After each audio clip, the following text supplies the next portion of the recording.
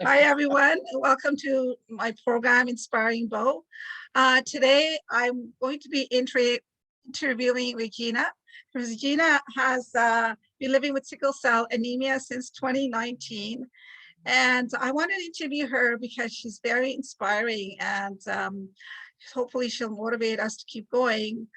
I'm inspired by you, given in the context of everything that you're living with. I'm amazed that you keep laughing, you keep looking good, and you've got your nails done. Yes, So I tell us a little do. bit.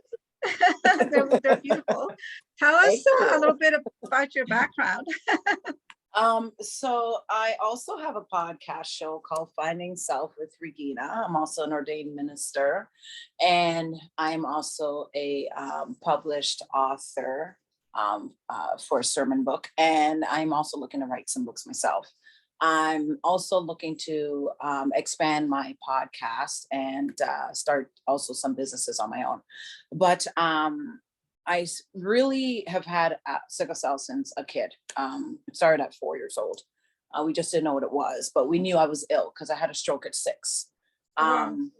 Yeah, and we didn't know what the stroke was. They told my mom, "Oh, it's just epilepsy," but it turned out it was actually called microclotting. So with sickle cell, it's your red blood cells, right? So they sickle or they get deformed and they bunch up together and they clog your extremities. So if they get caught in your bone, they get caught in your bone marrow, everywhere, and they cause pain.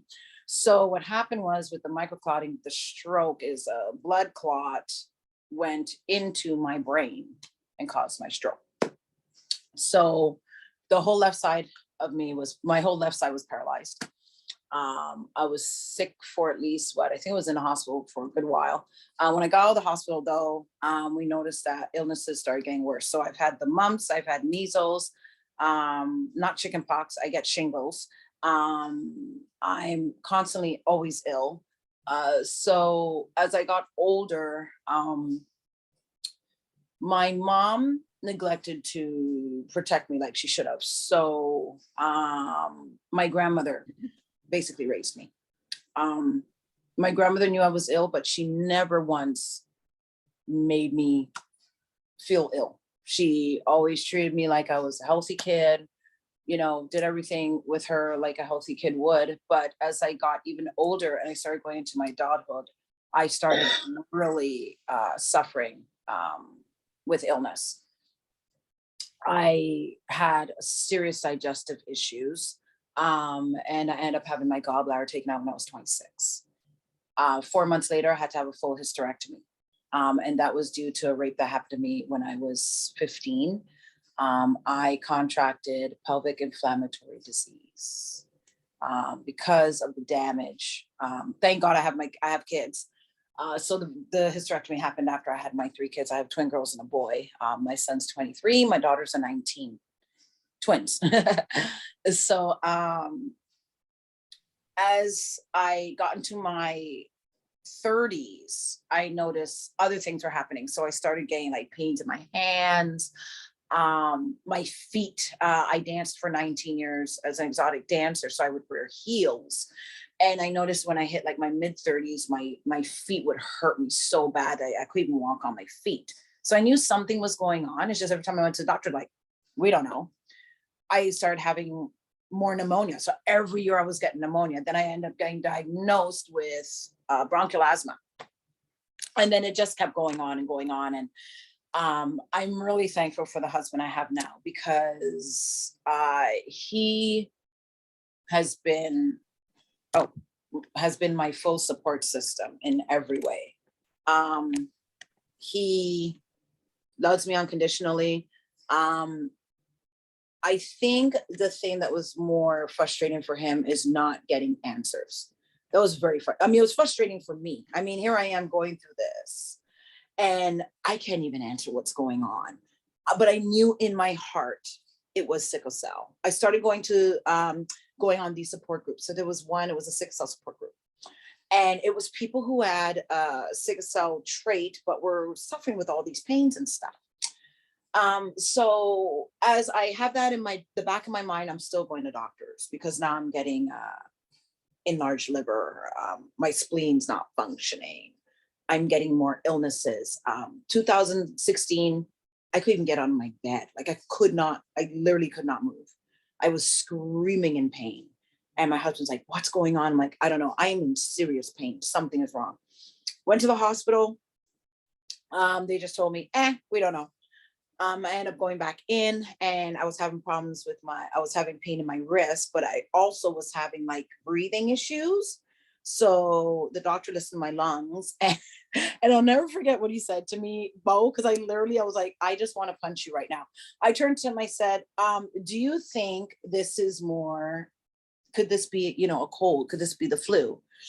He says, honey, you got more than the flu, and walked away from me. That's all he said. And I was like, okay, so what does this mean? The nurse comes and puts my wrist in a sling and tells me I'm free to go.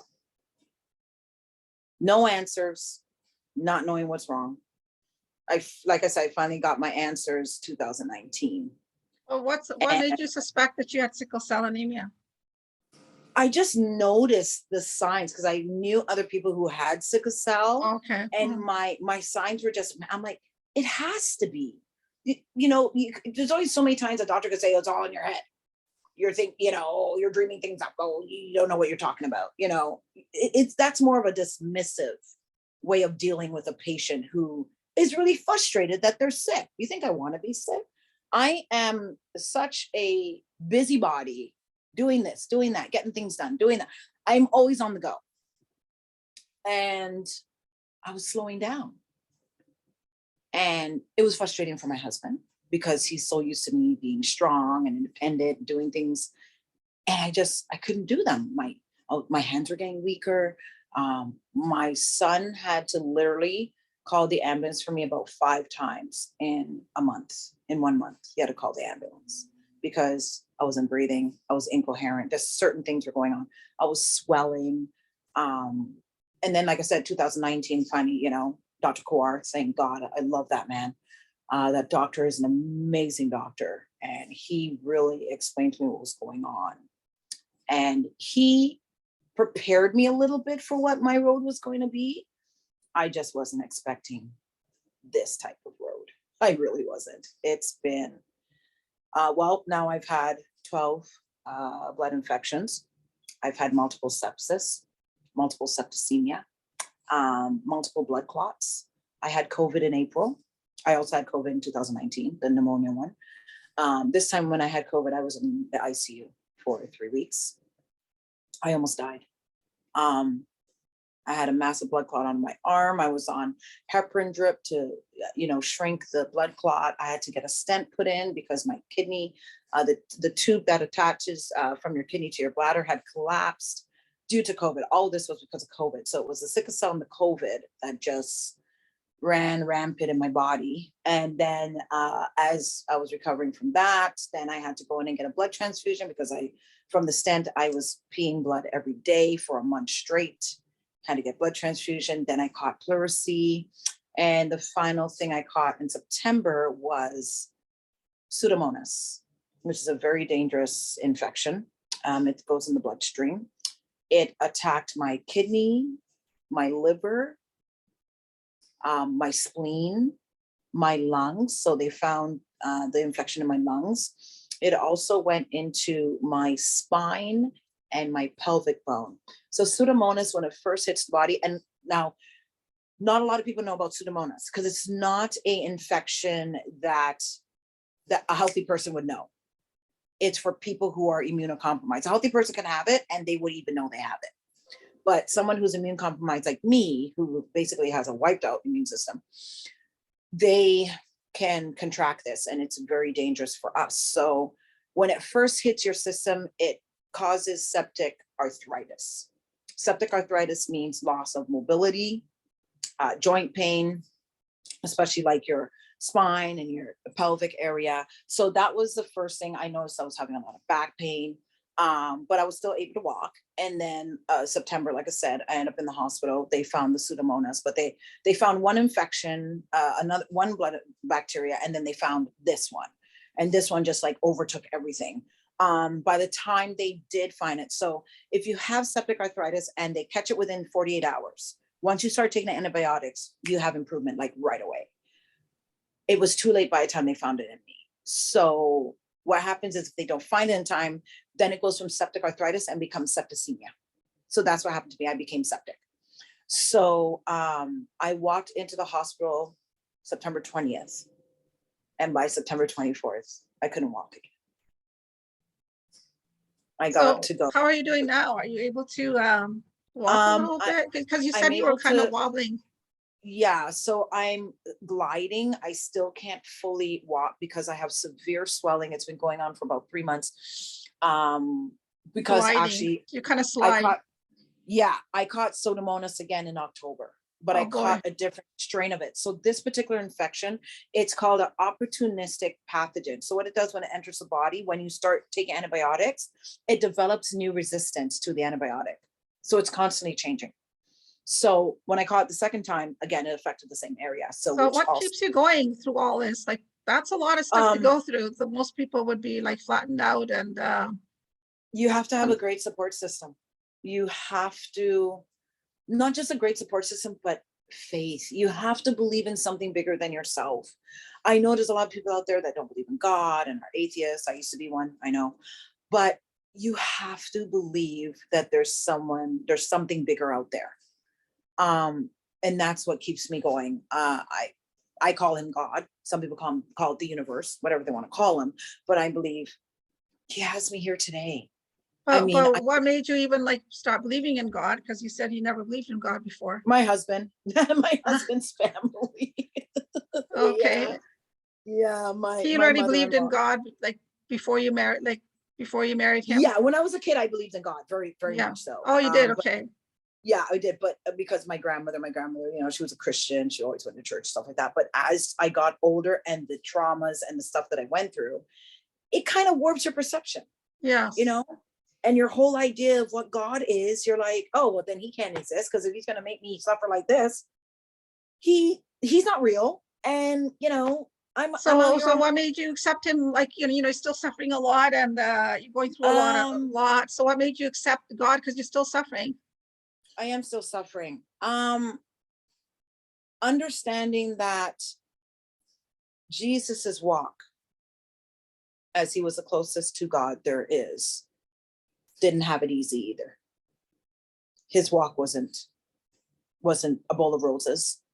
And why should we believe just because we're humans and God created us, our walk should be any easier?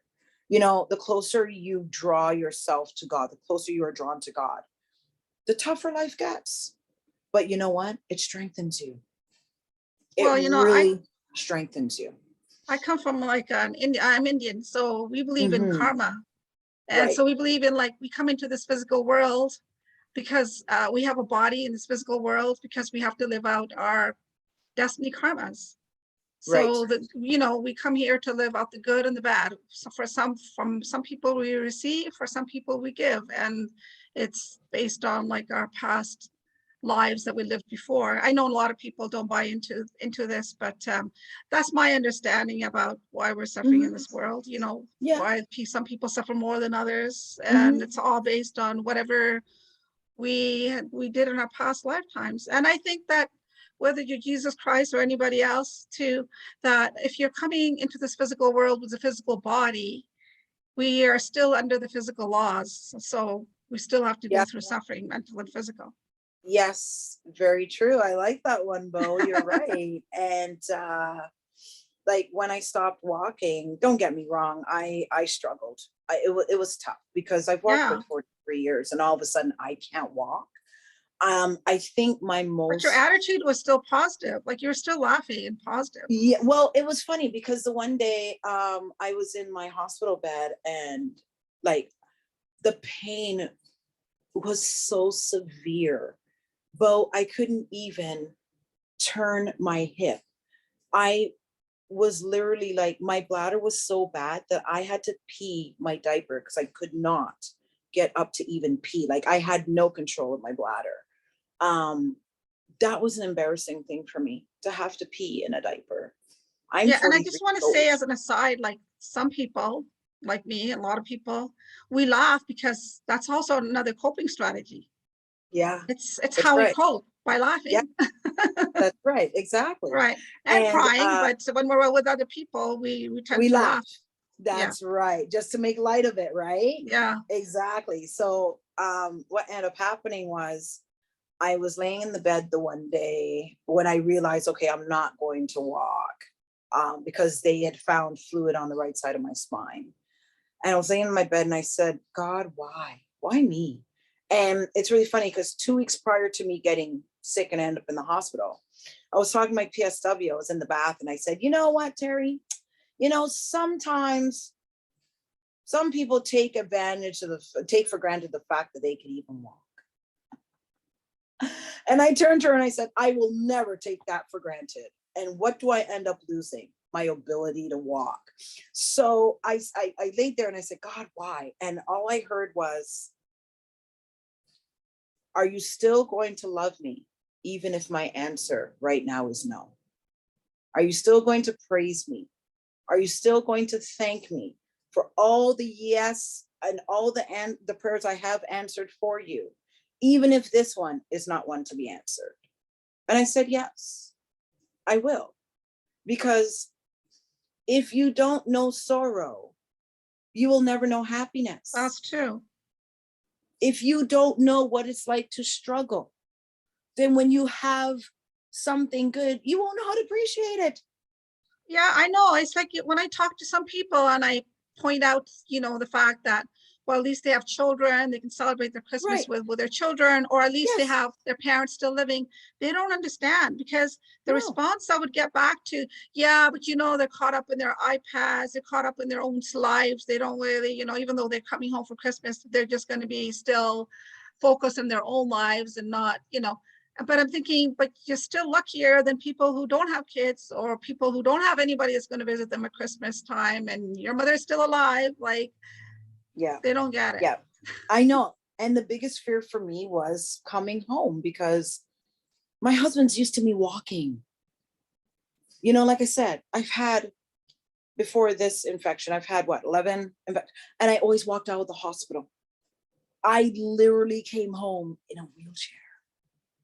And I remember just Well, that's before devastating. before I came home, I called him on the phone and we were talking and I said, please don't leave me. Because I was so frightened, because how many people do we know that would be in this position and their spouse can't handle it? Right? So I was like, please don't leave me. And all he said is, why? I'm not going anywhere. But saying and doing are two different things, right? Mm. When I came home, the way he looked after me, this man was changing my diapers. Like, if that's not love, I don't know what is, Bo. If that's not Yes. somebody who really cares for you and loves you, what is? It's a great, great blessing. So to have that has made it easier, that now I know I have limitations, but I'm not crippled. I'm still trying to do things. Sometimes, don't get me wrong, I get my low days, believe me, where I'm like, oh, I wish I could walk. But, then Of course. stuff kind of kicks me in my butt, or my husband comes in and gives me a big kiss and goes, I love you. And I'm like, oh, I love you too. You know what I mean? What am I complaining about? But there is some hope. Like, there is some hope, because you said you're starting to, like, you are, I don't know if the word you use, wobbling or gliding. Yeah, so I'm gliding across the floor. I'm still having issues with the pelvic area. So I can't spread my legs, or I can't walk too fast. I'm more gliding. I'm on pain management. So that's really helping, because honestly, Bo, without the pain management, I can't even move. My back can't even move. It's so painful. Mhm. Yeah. So I want to say one thing. When people see somebody who's like disabled or suddenly in a wheelchair, we always look at the physical aspect of their lives. We never really sit there and think, how's that person affected mentally? And that's what I've learned being in the position I'm in now. The mental aspect, the mental impact it does in your life.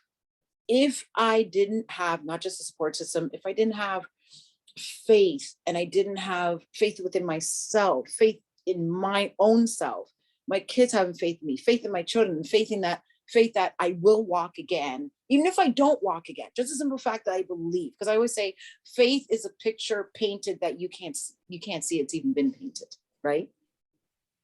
Then if I didn't have the strength I have today, I don't know where I'd be, because to lose something like that, it's tough.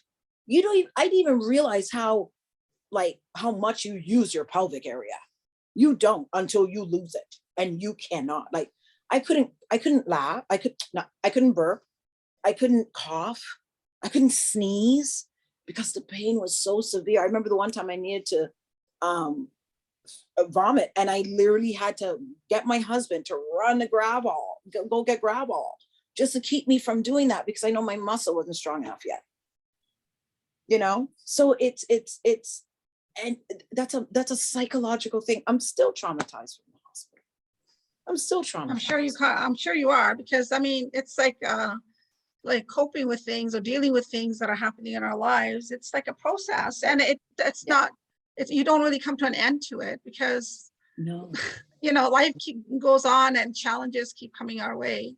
that's right. Exactly. Every day there's a challenge. Every day it's something, but I just try to go with the flow. I really do. I mean, it's hard when you're dealing with the mental aspect of your own disability and still trying to deal with other aspects of your life. It's tough because you almost feel like your brain is being split, right? Because you're trying to concentrate on getting better, getting your health back, getting your mental stability back. And then you feel like you're being torn this way when you have like family stuff to deal with. So it's a constant struggle. It's a constant juggling that I do. And I think that one of the things that has been a really good impact on you is your grandmother treating you like nothing was wrong with you. I think that's really important, because even with my mother, when I was growing up, if I was ill, if we were sick, she would bring us downstairs into the living room, because she said, the more I stay in bed, the sicker you'll feel. Good one. Yeah. It's true. It's true. Yes. So even if you're ill, even when I'm ill, I will still get up and do my, brush my teeth, put on my makeup. Put on my makeup, put on my clothes, maybe casual clothes, even if I don't go out the door, but I won't stay in my, I go get my nails down done the whole time. Huh? Pardon?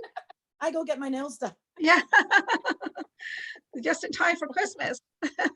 Right? Just to make me feel a little bit better. And that's another thing too. Finding things to kind of pamper yourself. Yeah. Me time. Finding things that make you happy. It could be a small little thing, but that small little thing means so much to somebody who doesn't have all their mobility.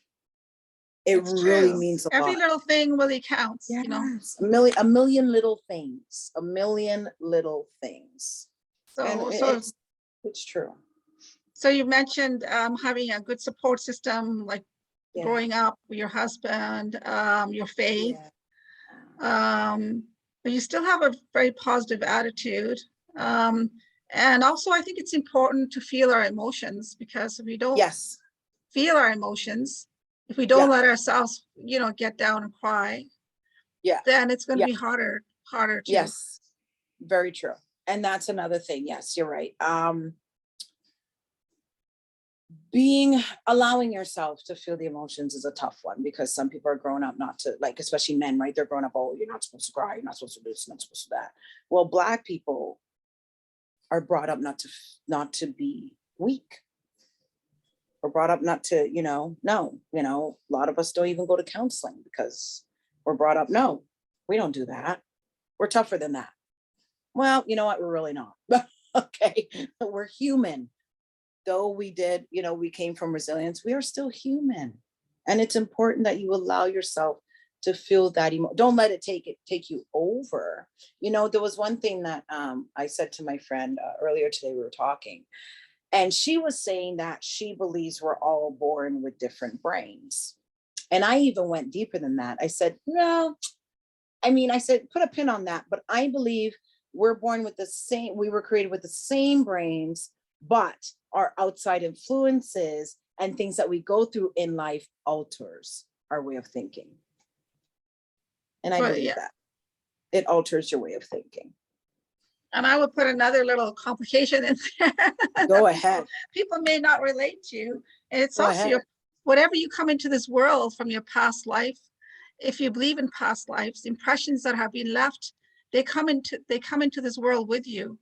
And that's why there are some people who are able to deal better or deal not as well or have talents or, people may not be able to relate to that concept. But, my own spirituality, my meditation and the things that I have learned have helped me to understand more about life. And help me to cope, but, still it's challenging. It is challenging. And look at today, the amount of challenges that are out there today. There's, every day we're hearing of somebody dying, there's deaths all around, especially now that I've hit my, getting into my mid 40s, I'm losing a lot of people, and that's devastating. No, people would say that when they're in their 60s and 70s, not like in your 40s that you're losing people around you. But that's what I'm saying, right? It doesn't make sense. No, it doesn't. Like, life has been totally upside down now. It is. It really is. And the pressures are real, and the pressures are so intense. Then you got COVID running around, you got this running around, you got the government telling you this and that. You're pulled in so many different directions now, that if you are not fully grounded, you'll fly away. Anybody can steer you, anything can steer you away. Yes, it's very true. You have to be on solid ground. You have to know who you are today as a person to survive today. Because there's so much out there that can lure you away from yourself. We've got the drugs, you got alcohol that's been around for 19 how long, but it's even worse now.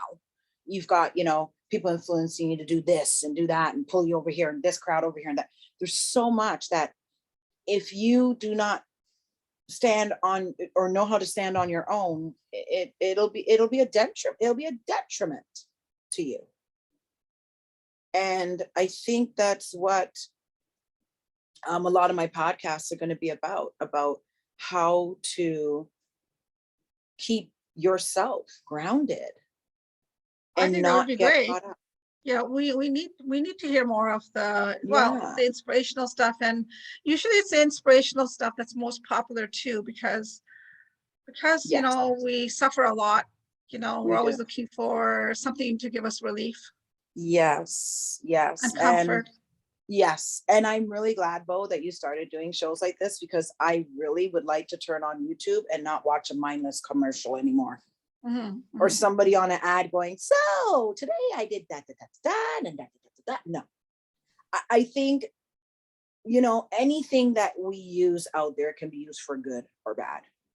That's true. And I think what you and I are trying to do with YouTube, I think is going to set a precedent, because right now people are just putting anything on YouTube. Have you seen half of the stuff that's on YouTube right now? It's kind of I don't see a lot of it. I'm just saying. I am shocked at the things that become popular. A lot of it is like meaningless stuff. Like, why is it popular? Because somebody's showing their boobs or what?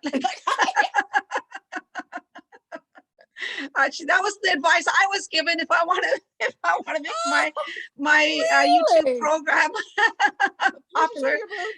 I have a YouTube program called Inspiring Bo, and somebody gave me that advice. You'll get a lot of likes. So I'm like, it's like, wow, I need to do something meaningful. I have to say something meaningful. But that's what I'm saying. So starting programs like this is like such a perfect thing for us to do, you Yes, know? yeah.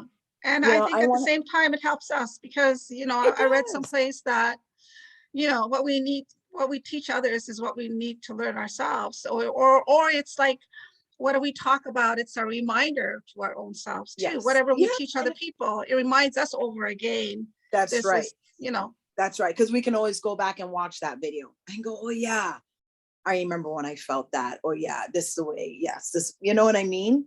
And I yeah, I think had that's somebody really chat with important. me for a long time last night, almost an hour, and he said, he kind of gave me a lecture, not that I was looking for it. He actually called me up to talk to me, and at the end he said, these are things that I need to remind myself. See? Right. And Yeah, that's yeah, what, and that is so important. And that's really cool because, and I think that's what we need to do. Like I said, is set a precedent for YouTube that it's not just all boobs and all this other mindless nonsense. You can get some really good educational stuff on YouTube, you yes, know? you can. Like I was talking to who was I was talking to Ivy earlier, and I was like, you know what? We have all these, like, these online courses they have now, get rich in 6 months or get rich in 3 days, or mindless. Mhm. Why don't we have courses like, I mean, I'm actually creating one called Finding Self, teaching Right, people how it's an interesting title. teaching people how to find themselves. And that could be in a marriage, that could be in a friendship, that could be a parent relationship. I was talking to my friend earlier, and I was saying, look at like married couples that say, oh, well, we're getting divorced because we've grown apart. And you always wonder, well, why have they grown apart? Well, I came up with this one scenario, like, a wife who has been married for like 30 years, right? But she's poured and literally submerged herself, entrenched herself in this marriage to the point where she's lost herself, right? And then in the end, she turns to the husband and says, I want a divorce because I need to find out who I am. Okay, why? Like, why weren't you doing this while you were married? You can still have your own identity even in a marriage. Yeah, I was just I thinking, have my own you have to leave identity. a marriage in order to find yourself. Right. I mean, Right? Like, no, you don't. Because, and I was even drawing a scenario of like the path, everybody has a path to go on. And a couple is supposed to be on the same path. But this is the key thing. Doesn't mean they're going to go the same direction, right? yeah, You may yeah. go a different route. Well, we're all But individual beings that have come together, but we still have our own personalities and our interests. exactly. So it's the fact of accepting that person. You want that person to be on the same path with you, but you also want them to go in the same direction with you. Why? Mm-hmm. Just because they go in different direction doesn't mean we're not going to be on the same path. Mm-hmm. But it's So, accepting the fact that that person has a different direction. I'm looking at the time, and I think we're Yeah. coming to the end. So any more summarized, any more things that you can tell us, any magical words of advice at the end? Well, if you And check I out also my want to pod, thank you for joining us. So before, of course. Of course, honey, no problem. I'm actually having a podcast on Friday. So, and it's okay, starting at noon.